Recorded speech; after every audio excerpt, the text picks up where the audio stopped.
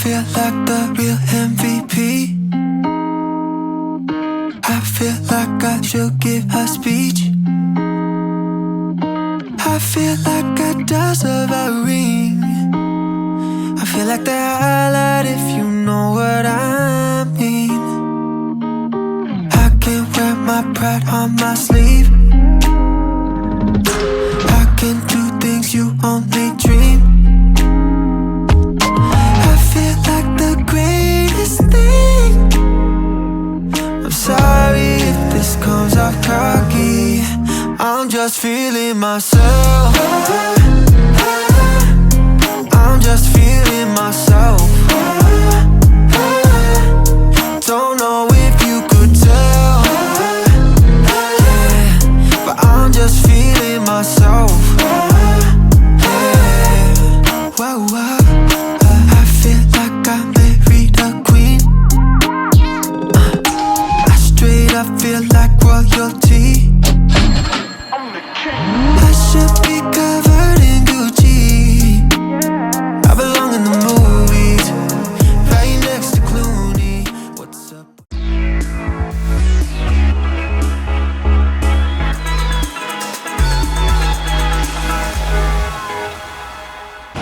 Sup travel buddies, this is Dave John. I'm back and fourth day natin ngayon dito sa Kuala Lumpur, Malaysia. So guys, another day, another gala na naman. Tara guys, samahan nyo ako explore natin tong city na to. So ito guys, medyo tinanghali kami ng gising kasi kagabi kung napanood yung previous vlog, galing tayo sa Traders Hotel. So nag-chill night tayo kagabi. So ito, breakfast muna tayo. Paluto tayo ng omelette dito kay Chef. At yun, may buffet breakfast tong Verdant Hotel. And location wise, this is a perfect hotel kasi malapit lang siya guys, as in sa city center siya. And accommodating naman yung staff nila, malinis yung room, hindi ganun kalaki yung mga rooms dito at hindi na rin ganun kabago yung hotel. Pero ayos lang guys, yung location talaga niya malapit sa lahat. Lalo na sa Jalon or yung nearest food trip dito. So ayan, kain muna tayo guys. At score ko dito sa hotel na to is 8 out of 10. Lalagay ko sa description box yung link kung gusto nyo siyang i-book. At yun, check nyo na lang yung prices guys sa Agoda.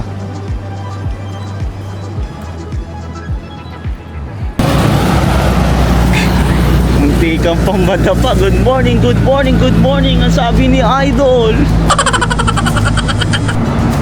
So yun guys, this is our third day, or actually technically fourth day na, no? Ay hindi, third day pa lang. Third day here in Malaysia.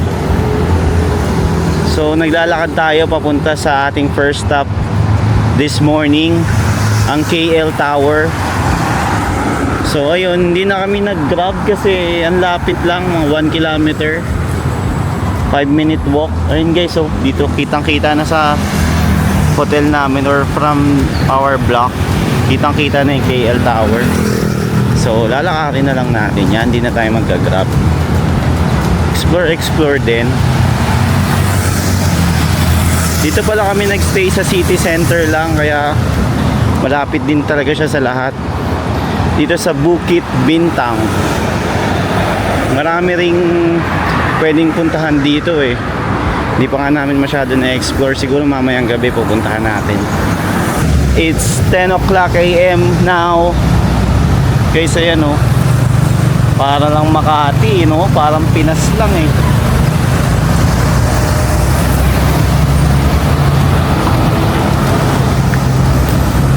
So ayan na, medyo malapit na tayo sa tower. Ayan o, yan yung akyatin natin o. Let's go!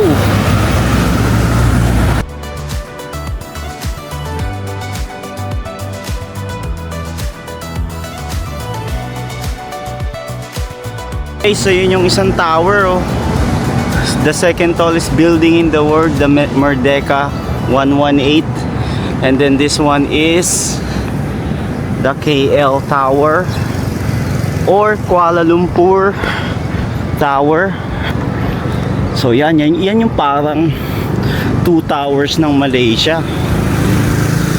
Lakas maka Lord of the Rings eh, no? Lalo na yung Merdeka Tower guys. Kakaiba yung shape ng building na yun.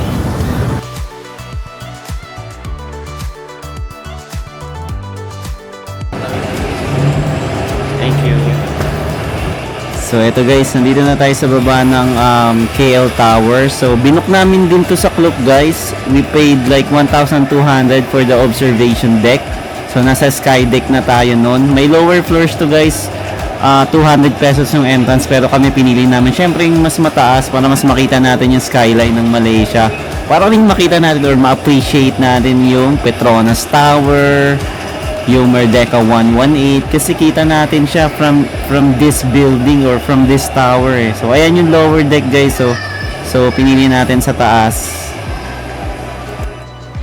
So ayan, yan maganda dito pag nagbukas sa Klook guys. Again, is ano na lang, scan na lang ng QR code. Di mo na kailangan pumila, bumili ng ticket, pakita mo lang tong QR code mo and then they will let you pass. So syempre, makakasave ka ng time and effort.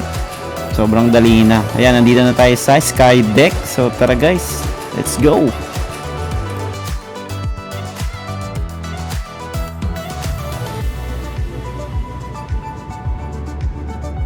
Guys, nandito na tayo sa taas ng KL Tower. We finally can see the top or the skyline of Malaysia. Magpapapicture lang kami dito sa skybox. So yung binook namin sa ticket, dalawang skybox yun. Itong skybox, pwede kayo magpa-picture. So ayan, may queue number, inaantay lang namin tawagin yung queue number namin. The skybox 1, so ayan din oh, parang may glass cage and then background mo yung Petronas Tower. That's the Petronas Tower, kaso nga lang medyo side view yung view dito from KL Tower, hindi siya nakaharap, pero that's fine, ganda pa rin talaga ng skyline. Napansin nyo guys, sa mga lugar na pinupuntahan ko, lagi kong pinupuntahan yung mga tallest spot, like highest peak sa Hong Kong, then mga tallest building, kasi gustong gusto ko nakikita yung skyline ng bawat lugar. Wala, para lang makita mo from top yung view ng city, ng mga skyscrapers, yung mga communities. Pero mapapansin mo dito sa Malaysia, tingnan nyo parang Singapore, ang dami rin puno, may mga rivers, may mga bridges, yung monorail nila, yung MTR, yung train station, so lahat makikita mo dito. So yan yung isang bagay na ginagawa ko lagi pag nagta-travel ako, para ma-appreciate mo yung lugar, appreciate mo yung development ng city nila. Not to compare, but para lang magkaroon ka ng idea kung gaano ka-develop yung isang country na pinupuntahan natin. That's it. So antay muna tayo ng turn natin. I guess pangatlo na tayo dito sa Skybox 1. Magpapapicture tayo dyan.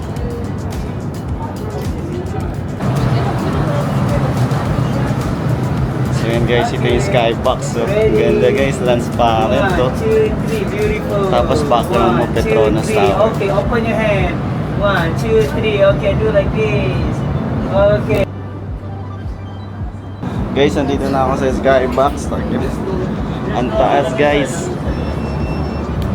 Nasa likod ko yung Petronas Tower. And guys, grabe. Kakaiba yung shape niya. Parang Burj Khalifa rin eh. Tapos parang may malaki siyang pole or antena sa loob. Ay, sa taas. Ayan siya guys oh. Grabe no. Ganda. Tapos ayan yung skybox 2. Ayan, diyan ka magpapapicture. Tapos background mo yung side ng Merdeka 118. Grabe, ang ganda niya guys. Buti pa dito sa KL Tower, may free water. Free cold water.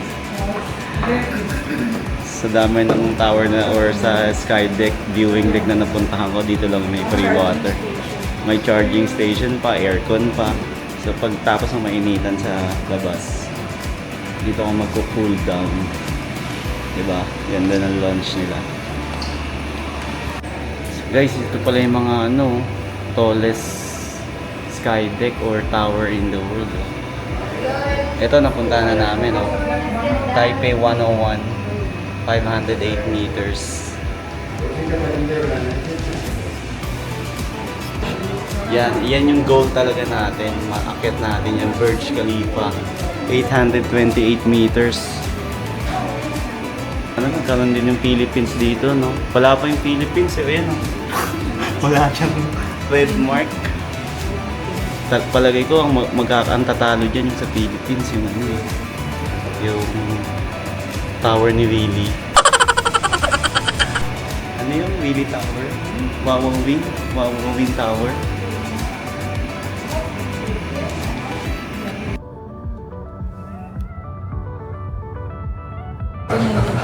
So, ayun guys, nandito kami sa baba ng Petronas Tower, yung malaking mall dito. So, dito na muna kami magla-lunch. Papalamig muna kami kasi umiinit na naman dito sa Kuala Lumpur. Ayan, order lang kami ng chicken sa burger. Ayan kay Monica, chicken sa rice. And then ako nag-chicken burger lang ako. Ayan lang guys. Update. So, ayun guys, nandito tayo sa Bukit Bintang. This is, ayan o, puro luxury brands na dito. So, may pupuntahan tayong cafe, yung famous cafe dito na may magandang view ng may ala Shibuya, Japan na view. So, ayun yung pupuntahan natin cafe, oh, sa may Star Hill. Yang S-Lit Spectrum. Ayun guys, oh. Puntahan natin yan. So, ayun guys, tatawid muna tayo. Yun, oh.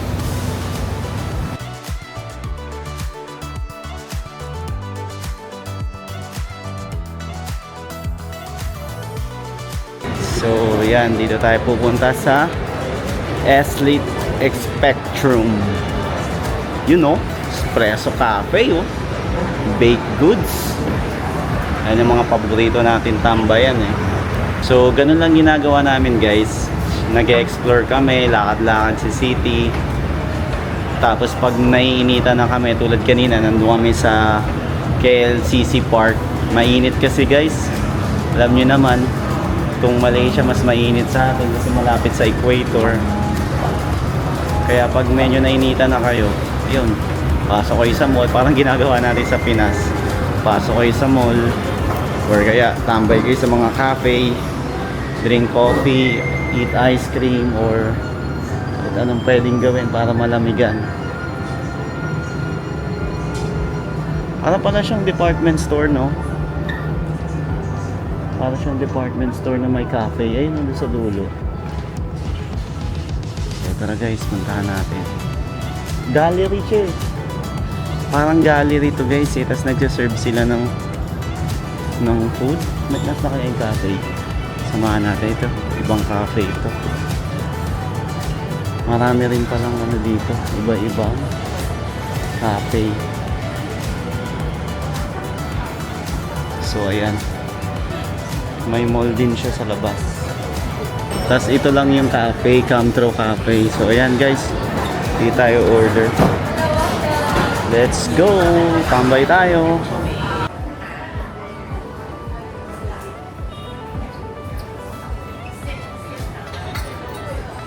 Guys, nandito tayo sa Camtro Cafe dito sa Bukit Bintang. Ganda ng pwesto niya guys, oh. Nasa gitnang-gitna talaga siya, sentro. Tapos may malaking crossing dito na pedestrian.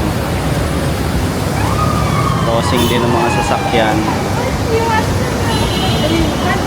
Parang mini Times Square to, eh, no? Kaya parang naalala ko nga Shibuya ng Japan, eh. So, ayan, in-order namin coffee. Ano in-order mo? Hazelnut latte. Hazelnut latte. Masarap. Sarap. Ito yung in-order ko guys, oh. Kasi ano to recommended nila? Recommended. Matamis. Sakto lang. Sakto lang. Tama. Ito sa akin guys, in-order ko Americano, Apple pero flavor. may apple siya. Mahilig kami sa Cafe Americano eh. Pero tinry namin dito kasi recommended. Masarap siya. Ganun, coffee na may apple. So may konting tamis. Usually, di ba yung Cafe Americano, ano lang, kape lang talaga eh. Matapang siya eh. Pero nagkaroon ng konting asim at tamis dahil sa apple. So pag nainitan kayo sa Malaysia, sa Kuala Lumpur, nandito kayo sa Bukit Bintang area. Ayan, sarap tumambay dito. Nasa second floor siya. So yun guys, this is gonna be our last day in Kuala Lumpur. Actually bukas pa kami alis kaso lang maaga yung flight namin bukas eh. Kaya ito na yung pinaka last day namin para mag-stroll around Kuala Lumpur. So, Excited na rin bumalik na kasi. ngayon magsi-Singapore kami, super excited kami ng birthday. Doon ako nag-birthday last May. So ilang months lang, after 9 months babalik na naman tayo ng Singapore. So for the last 9 months we visited 7 countries. So yun lang, sunod-sunod yung travel kasi for the past few years medyo naging busy sa pag-hustle sa pagpapalago ng business. Ngayon lang actually nagka-time na mag-travel. At yun, kaya nagsimula tayo ng vlog. Hopefully, magkaroon pa rin tayo ng budget pang travel sa iba't ibang bansa. Yun lang, hassle sa business para pag maka-earn ka ng sobrang budget, edi pwede ka mag-travel. Ganun lang naman ang buhay. Kailangan i-enjoy mo din, wag puro trabaho. Kasi may possibility na ma-exhaust ka. Or anong tawag doon? Ma-exhaust ka or yun, burnout.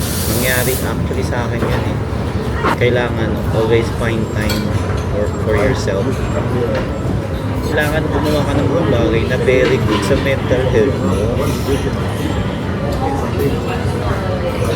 Kung maganda sa mental health mo yung mga chismis, or di yung maging chismoso ka. Ang ganda dito, tinan mo, parang Shibuya. Parang Shibuya sa Japan yung nakalala ko dito. Ang daming taong naglalakad sa crossing. Sarap lang yung parang landing. Ano yun ba yun? Vlog natin guys, mapapansin nyo mostly naka first person perspective yung mga shots natin. So, ibig sabihin, kadalasan yung mga camera na dala ko talagang nakatutok siya sa surrounding, sa mga nilalakad na natin. That way kasi gusto kong makita nyo o ma-feel nyo na parang kayo na rin yung nagda-travel or gumagala. Kesa yung inuputo ko lagi sa mukha ko yung camera. Baka magsawa kayo sa akin, mag-unsubscribe pa kayo. Kasi dati ako nag-barko, so parang may ano kasi sa amin mga seaman dati na travel the world for free kasi nga seaman ka eh. Baga nakaka-travel ka kung saan nang walang binabayaran. So gusto ko ganun din yung gawin sa vlog natin. Na wala naman kayo kailangan bayaran, mag-subscribe lang kayo sa channel natin. Tapos ipapasyal ko kayo. So para na rin kayo namamasyal kasi nga yung mga nakikita nyo rin. No-observe nyo rin. Ganun. So yun guys, eto nasa Grab na ulit kami at pabalik na kami ng hotel, mag-freshen up lang kami. Tapos may dadaanan tayong isang tourist spot pa bago tayo mag food trip guys. Tara guys, samahan nyo kami. Yun guys, nandito tayo ngayon sa Saloma Bridge. Ito yung isa sa pinakasikat na bridge dito sa Kuala Lumpur. Ang kulay niya, so aesthetic talaga dito, Instagrammable. Pwede nyo daanan pagpapunta kayong Petronas, walking distance lang to, pwede kayo magpa-picture dito. Maraming locals dito and tourists. So yun, worth the effort naman at time. So maganda talaga siya. So yun, don't miss it guys. Libre naman.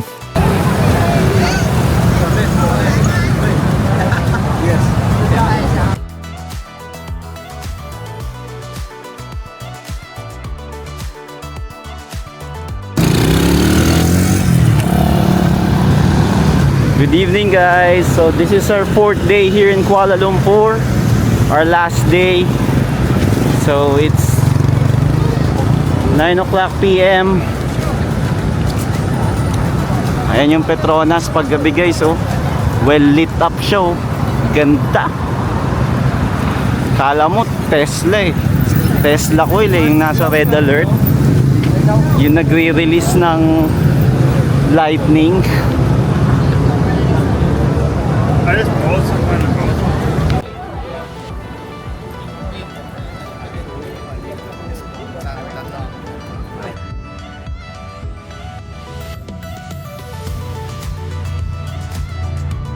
Nandito tayo sa Jalon Alor. So ito yung pinakasikat na night market dito sa Kuala Lumpur, Jalon Alor. Dito to sa Bukit Bintang. So ayan, magpo-food trip tayo ngayong gabi.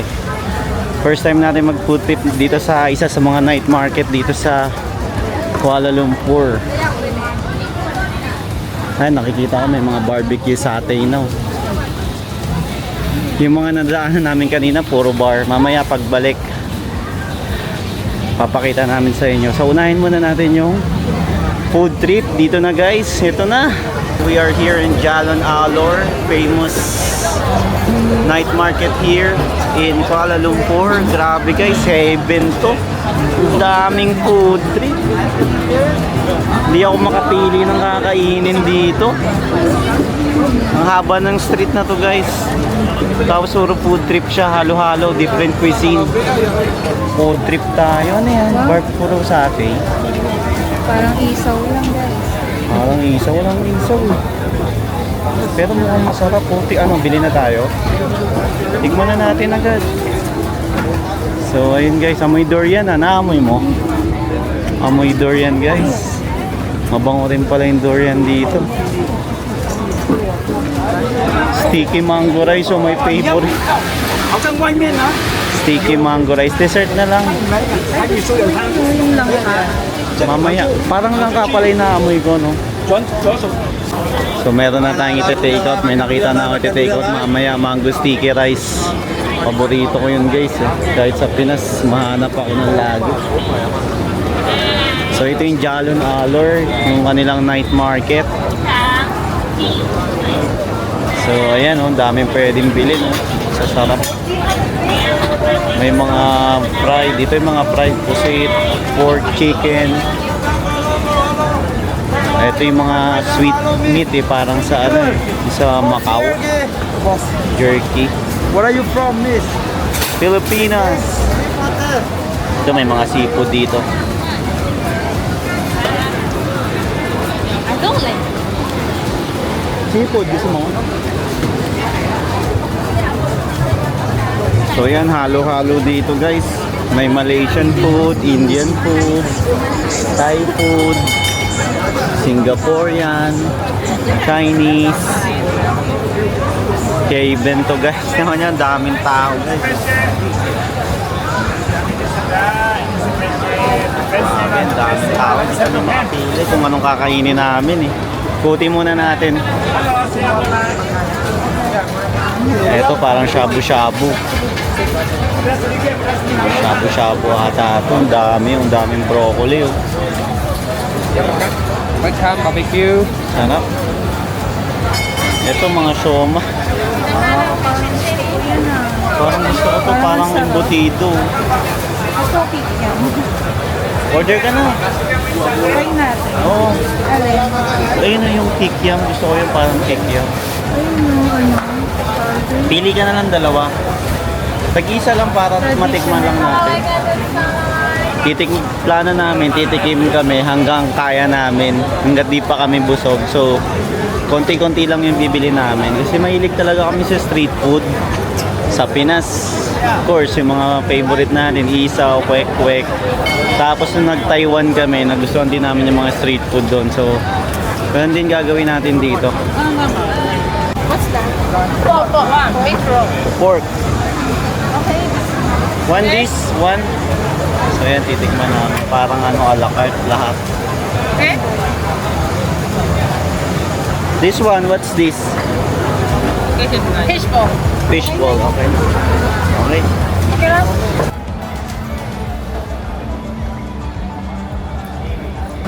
Dami rin fruits dito guys, oh. Sa hotel namin lagi kami kumakain ng fruits tuwing morning. Masasabi ko masasarap yung fruits nila. Matatamis yung watermelon nila, yung melon. Ano yun, maanghang siya. So guys, so may mangga, oh, tapos pineapple na para maanghang.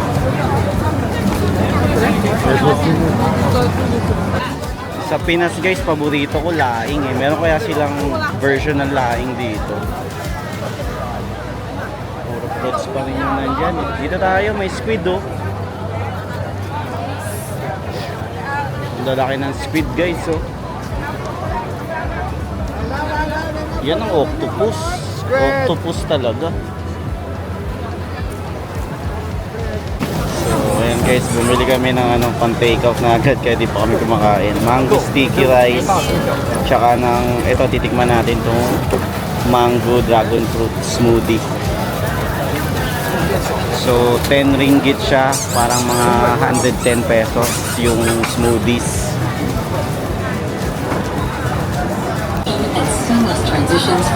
Meron din dito yung parang sa Taiwan oh. Yung mga nila sugar coated fruits. Pero dito kompleto, ang dami. Oo, abal na.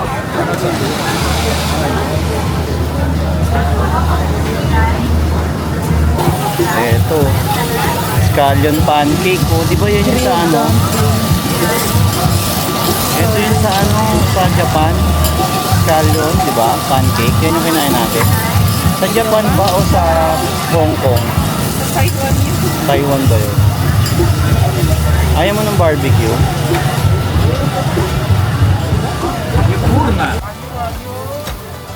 Wagyu skewer. 2 sticks. Jacuzzi. This one is the Kushi. Sushi. Now we only have the Kushi in Australia. I don't have Wagyu. Wagyu Japan. The Japan F5 is out of stock. Okay. Try natin tong Wagyu skewers ni Kuya. Wagyu So skewer. in-order natin yung Wagyu Kushi. 20 ringgit, 1 stick. Wagyu skewer. Orang yang sama tadi. Mana? Let's try ang Wagyu beef ni Kuya.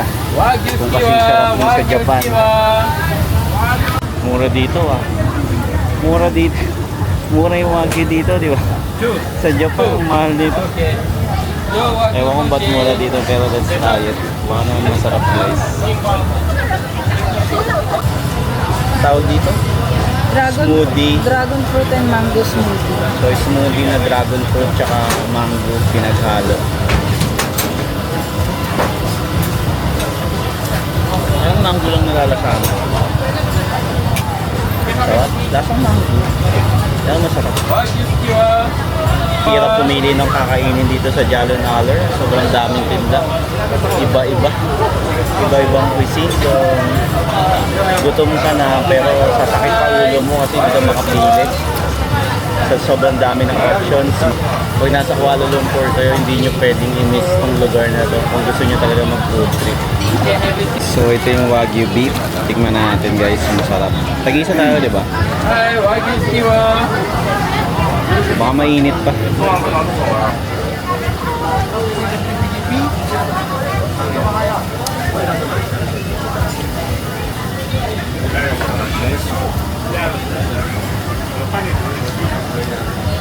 Super lambot ng meat. Ayan. Tapos sobrang juicy. So 20 ringgit to. Kung i-convert sa pera natin, nasa 220 pesos. Itong maliit na stick pero sulit. Sarap guys. Wagyu beef skewers. Hi, Wagyu skewer. Ito yung dragon fruit mango smoothie, masarap din. Ito yung laging sikat sa TikTok eh. So panalo tong dalawa. So yun guys, hindi pa tayo tapos kumain, appetizer pa lang yun. So eto, medyo gutom na ako, hanap na tayo ng main dish. Grabe guys, ang sarap ng mga pagkain dito, tsaka ang good news guys, mas mura dito syempre. Di hamak na mas mura dito kaysa sa Singapore. So bago tayo pumunta ng Singapore yan, pakabusog na tayo dito guys. sundin natin yung mga food trip. Let's go! Fried rice, chili prawns, Ito chili prawns. ito black pepper beef, Ito black pepper beef na sizzling. ano, chicken Tas and ito, beef satay. Chicken and beef satay. Tapos ito, garlic kangkong. Garlic kangkong. Tapos yung Tsaka soup yung namin. parang halaan. Ganun. Ito, tawag natin sa atin dito, halaan soup eh. So yun, tinry namin dito. Ayan na guys, so food trip lang kami.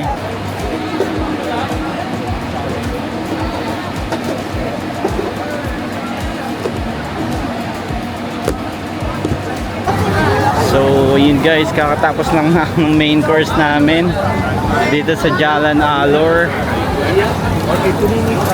So now, let's try mag panghimagas. Bili tayo kasi sobrang busog kami. Bili tayo fruits. Nasa rin. Ang gusto mo? Ikaw, ano bang masarap dito? Ano to? Hindi pa ako nakakain yan. Ay lang kaya? Sour spicy. Sour spicy, sige. Guys, ang sarap ng mango. So, parang maanghang. So, yan. Bilhin natin yan. Tingnan natin sa hotel. Grabe, sarap ng food trip dito guys. Lahat ng tao dito masaya. Kahit ako, sobrang bloated ako sa dami ng kinain ko. Yung kinain pala namin kanina ni Monica, ang total namin sa bill is 189 ringgit. So, most likely mga 1,000, mga 2,000, mga 1,800 pesos yun. Pero ang dami ng serving kaya nabusog kami. Solid, sarap. Siyempre pag nasa ibang bansa tayo, kailangan tikman talaga natin yung mga local food. Pero siyempre may iba naman kasi araw-araw kumakain na tayo ng mga dishes natin.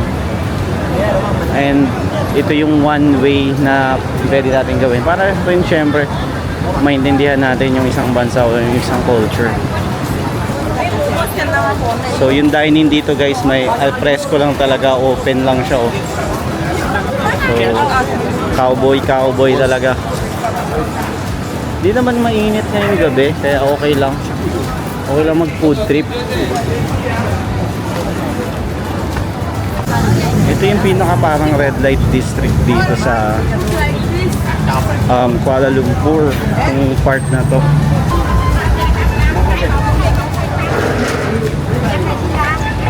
And guys, grabe oh. So ito yung nightlife sa Kuala Lumpur.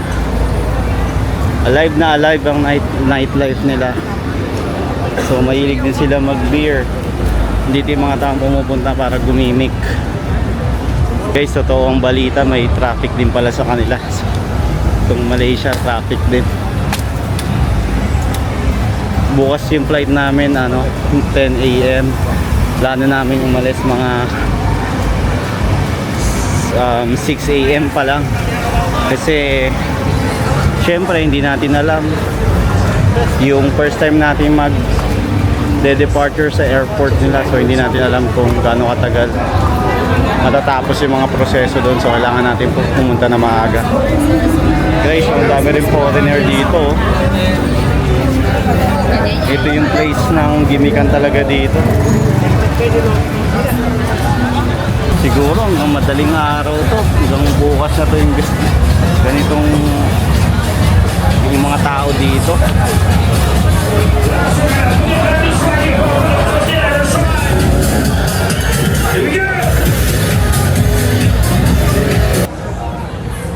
So yan, kung gusto nyo gumimik sa Kuala Lumpur, nandito lang din yan. Meron din sila nyan dito.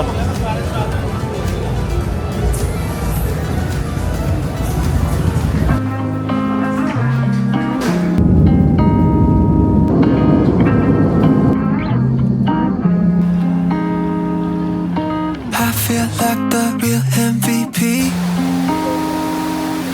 I feel like I should give a speech. I feel like I deserve a ring.